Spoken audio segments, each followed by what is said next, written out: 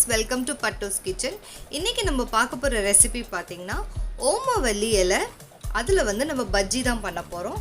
So இந்த இலையை வந்து நம்ம கற்பூரவல்லி கூட சொல்லுவாங்க. இது வந்து குழந்தைங்கள்லேருந்து பெரியவங்க வரைக்கும் காய்ச்சல், இருமல், சளிக்கு வந்து நம்ம இதை மெடிசனாக நம்ம யூஸ் பண்ணுவோம். இது கஷாயம் மாதிரி பண்ணி கூட சாப்பிடுவாங்க. பட் குழந்தைங்க வந்து அதை விரும்பி வந்து எடுத்துக்க மாட்டாங்க. ஸோ நீங்கள் இந்த மாதிரி பஜ்ஜி மாதிரி அவங்களுக்கு போட்டு கொடுத்தீங்கன்னா அவங்க ஈஸியாக இது வந்து இதை டேஸ்ட்டாக வந்து சாப்பிட்ருவாங்க. ஸோ இதை எப்படி பண்ணலான்னு பார்க்கலாம் வாங்க. 1 கப்பு கடலை மாவு, 2 டேபிள் ஸ்பூன் அரிசி மாவு, 1 ஸ்பூன் மிளகாத்தூள், 1/2 ஸ்பூன் இஞ்சி பூண்டு பேஸ்ட்டு, உப்பு, சோடா உப்பு. இப்போ ஒரு பவுல் எடுத்துங்க. அந்த பவுலில் நம்ம 1 கப் அளவுக்கு கடலை மாவு சேர்த்துக்கலாம். அதுக்கப்புறம் 2 டேபிள் ஸ்பூன் அரிசி மாவு சேர்த்துக்கலாம். அரிசி மாவு வந்து கிறிஸ்பினஸ்க்கு தான் நம்ம சேர்க்குறோம். அதுக்கப்புறம் நம்ம வந்து அந்த ட்ரை இன்க்ரீடியன்ட்ஸ் வச்சுருந்தோம் பாருங்கள், அதையும் நம்ம சேர்த்துக்கலாம். இது எல்லாத்தையுமே நம்ம சேர்த்துக்கிட்டு நல்லா வந்து ஒரு விஸ்க் இல்லைன்னா ஃபோக் வச்சு நல்லா கலந்துக்குங்க.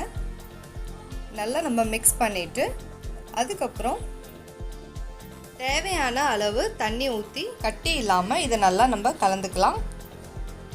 இது வந்து உங்களுக்கு ஒரு திக்கான பேட்டராக இருக்கணும். அப்போ தான் பஜ்ஜி ரொம்ப சாஃப்டாக உங்களுக்கு வரும். ஸோ இந்த மாதிரி நீங்கள் கரைச்சி எடுத்துங்க. பதம் வந்து இந்த மாதிரி இருக்கணும், உங்களுக்கு நல்லா திக்காக இருக்கணும் பாருங்கள். இதுக்கப்புறம் நம்ம வந்து ஓமவல்லி வெக்ஸை வந்து நான் நல்லா கழுகி எடுத்திருக்கேன். இதை வந்து நல்லா மாவில் இது மாதிரி டிப் பண்ணிவிட்டு நம்ம எண்ணெய் சூடாக இருக்குது அதில் போட்டு பொரித்து எடுத்துடலாம்.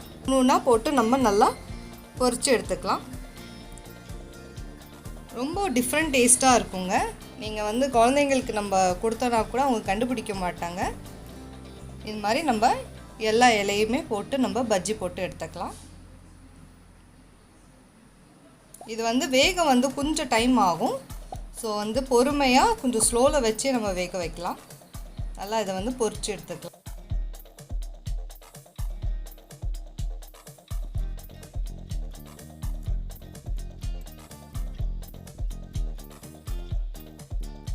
பஜ்ஜி ரெடி ஆகிட்டு பாருங்கள், நல்லா உப்பி வருது. ஸோ கொஞ்சோண்டு சோடா உப்பு போட்டோம்னா தான் நல்லா இந்த மாதிரி உப்பி வரும். நல்லா கிறிஸ்பியாக நம்மளோட சுவையான கற்பூரவல்லி பஜ்ஜி ரெடி. வாங்க சர்வ் பண்ணிடலாம். ஸோ இந்த பஜ்ஜியை வந்து நீங்கள் குழந்தைங்களுக்கு கொடுங்க, நீங்கள் சொல்லாமல் கொடுங்க. அவங்க அப்படி சாப்பிட்லனா கூட ஃபோர்ஸ் பண்ணியாச்சு இதை வந்து நம்ம ஊட்டி விட்டுறணும். பிகாஸ் அவங்களுக்கு உடம்புக்கு வந்து இந்த சளி, காய்ச்சல், இருமலுக்கு இது ரொம்ப ரொம்ப நல்லது. ஸோ இதை நீங்களும் ட்ரை பண்ணிவிட்டு உங்களோட ஃபீட்பேக்கை கமெண்ட்டில் சொல்லுங்கள். நம்ம சேனலில் மறக்காமல் லைக் பண்ணுங்கள், ஷேர் பண்ணுங்கள், சப்ஸ்கிரைப் பண்ணுங்கள். தேங்க்யூ.